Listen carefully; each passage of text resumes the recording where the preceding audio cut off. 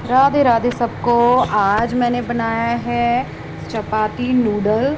Noodle के नाम से बच्चे वैसे ही इतने खुश हो जाते हैं। जब उनका रोटियां खाने का मन ना हो ना, तो रोटियों को इस तरह से नूडल में बना दीजिए। बच्चे बहुत आसानी से खाएंगे और ये खाने में बहुत टेस्टी भी लगते हैं और हेल्दी के हेल्दी। तो चलिए चलते हैं कैसे बनाना है इसको। इसके लिए मैंने शिमला मिर्च, टमाटर और पत्ता गोभी ली है। आप चाहें तो इन सब्जियों को ले सकते हैं, ना तो इन्हें स्किप कर सकते हैं। लेकिन अगर इन सब्जियों को ऐड नहीं करेंगे ना, तो फिर नूडल वाला फ्लेवर नहीं आता है। तो इसलिए अगर अगर आप टमाटर को स्किप करना चाहें तो वो कर सकते हैं। मैंने यहाँ पे गोभी को देखिए इस तरह से लंबा लंबा चॉप कर लिया है। इसी तरह से मैंने शिमला मिर्च ली है। शिमला मिर्च इसे पत्ता गोभी को लेके कट करके एक साइड कर लेंगे। फिर मैंने शिमला मिर्च ली है। शिमला मिर्च के बीजों को निकालते हुए मैं उसको, देखिए बीजे मैंने निकाल दिए हैं, उसका डंठल भी मैंने यहाँ पे निकाल दिया है। और फिर इसको लंबा लंबा पतले पतले स्लाइसेस में शिमला मिर्च को भी यहाँ पे कट कर लेंगे। लंबा लंबा पतली पतली स्लाइसेस में इस तरह से अगर सब्जियों को कट करेंगे ना, इसी तरह से हमारे नूडल में हम सब्जियों को ऐड करते हैं तो लुक बिल्कुल इसी तरह से दिखाई देती है और बहुत सुंदर भी लगती है। इसी तरह से हम अपने सारी शिमला मिर्च को कट कर लेंगे। इसी तरह से मैंने यहाँ पे कट करके शिमला मिर्च को एक साइड कर लिया है। इसके बाद मैंने यहाँ पे टमाटर लिया है। टमाटर को भी मैं इसी तरह से, जिस तरह से शिमला मिर्च को कट किया है ना पतला पतला लंबा लंबा, इस तरह से मैं टमाटर को भी यहाँ पे काट लूँगी। टमाटर डालना बिल्कुल ऑप्शनल है, आप चाहें तो इसे स्किप कर सकते हैं, आप चाहें तो इसको बीजे को निकाल सकते हैं, लेकिन मैंने इसको बीजों के साथ ले लिया। इसी तरह से मैंने टमाटर भी कट कर लिए। मेरी सारी सब्जियाँ यहाँ पे कट हो चुकी हैं।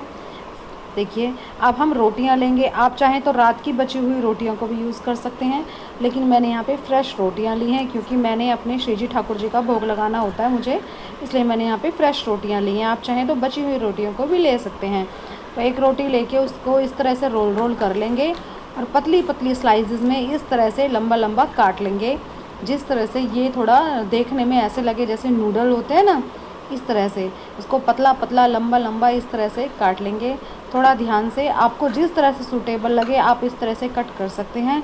मैंने यहाँ पे रोटियों को इस तरह से कट किया है। ये खाने में बहुत टेस्टी होते हैं और रोटी हेल्दी होती है। गेहूं के आटे से बना हुआ नूडल होता है, जो मार्केट का नूडल होता है ना, वो मैदे का होता है। तो इसलिए अगर हम बच्चों को इस तरह से देंगे तो उन्हें पोषण भी मिलेगा और टेस्ट का टेस्ट भी। देखिए इसी तरह से मैंने सारे नूडल को कट कर लिया है एक रोटी का। इसी तरह से मैं अपनी दूसरी रोटी लूँगी, उसे भी इस तरह से फोल्ड करके उसके भी इसी तरह से पतले पतले लंबे लंबे स्लाइसेस कट कर लूँगी। आपको जिस शेप में कट करना है उस शेप में कट कर लेना। एक बार इस रेसिपी को ज़रूर बना के देखना और बच्चों को खिलाना। खाने में बहुत टेस्टी लगती है, बिल्कुल नूडल वाला टेस्ट आता है, क्योंकि हम बिल्कुल इसको इस तरह से बनाएंगे जिस तरह से नूडल बनते हैं। मैंने यहाँ पे सारी रोटियों को कट कर लिया है। देखिए आप जितनी रोटियां लेना चाहें उतनी ले सकते हैं।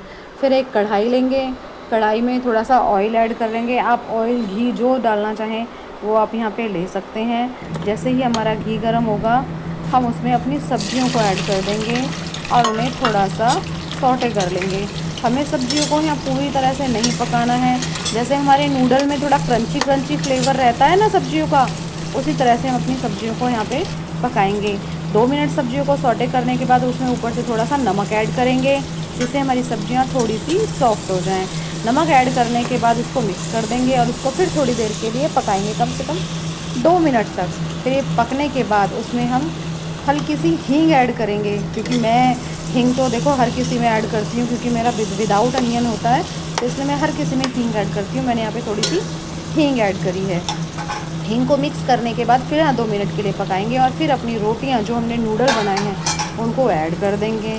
फिर हमने यहाँ पे थोड़ा सा एक ढक्कन सोया सॉस, एक ढक्कन वाइट विनेगर जो सिरका होता है, हल्का सा नमक क्योंकि नमक हमने पहले भी ऐड किया था, ब्लैक पेपर, काली मिर्च और थोड़ी सी यहाँ पे मैंने कश्मीरी लाल मिर्च डाली है। मैंने यहाँ पे लाल मिर्च नहीं डाली हैं, कश्मीरी लाल मिर्च डाली हैं थोड़ी सी कलर के लिए। और ऊपर से ग्रीन चिली सॉस अगर आप डालना चाहें तो डाल सकते हैं, ना तो वो बिल्कुल ऑप्शनल है। इसको मिक्स कर दो, अच्छे से मिक्स कर देंगे इसको और 2 मिनट के लिए अपने मसाले और जो हमने सॉसेस ऐड किए हैं ना उनको मिक्स करके पकाएंगे। आप चाहें तो इसमें टमाटो केचप भी ऐड कर सकते हैं। मैंने यहाँ पे टमाटो केचप ऐड नहीं किया है क्योंकि मेरे जिस बच्चे को खाना होता है वो ऊपर से ऐड कर लेता है, तो मैंने इसमें टमाटो केचप ऐड नहीं किया है। सभी सॉसेस को मिक्स करते हुए हमारा रोटी नूडल तैयार है। देखिए सभी सॉसेस को मिक्स करने के बाद इसको 2 मिनट तक पकाएंगे। हमारा रोटी नूडल बनके तैयार है। चलिए प्लेटिंग करते हैं, अपने ठाकुर जी श्री जी का भोग लगाते हैं। हम प्लेटिंग कर रहे हैं ठाकुर जी श्री जी का भोग लगाने के लिए। ये हम ऊपर से धनिया पत्ती डाल के उसको गार्निश करेंगे। हमारी प्लेट बनके एकदम तैयार है ठाकुर जी श्री जी के लिए। चलिए भोग लगाते हैं। देखिए अब हम अपने ठाकुर जी श्री जी का भोग लगाएंगे। कितना सुंदर दिख रहा है, देखो भोग लगाएंगे तुलसी पात्र ऐड करके। अगर आपको हमारी रेसिपी पसंद आई हो तो लाइक करें और विदाउट अनियन गार्लिक रेसिपीज़ देखने के लिए हमारे चैनल को सब्सक्राइब करें। राधे राधे सबको।